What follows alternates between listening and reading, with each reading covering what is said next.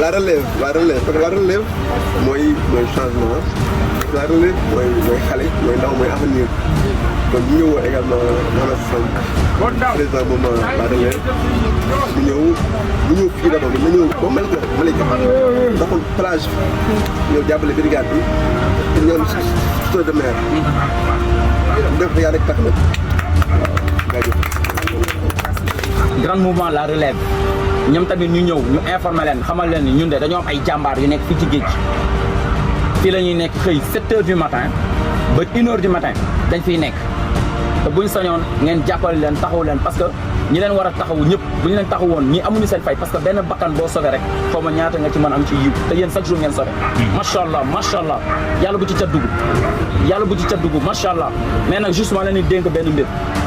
mooy nag